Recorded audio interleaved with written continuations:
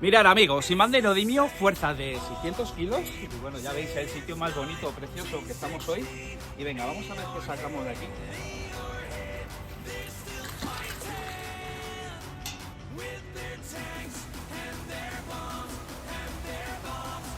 Venga, vamos para afuera con el imán a ver si hemos pescado en esta ocasión.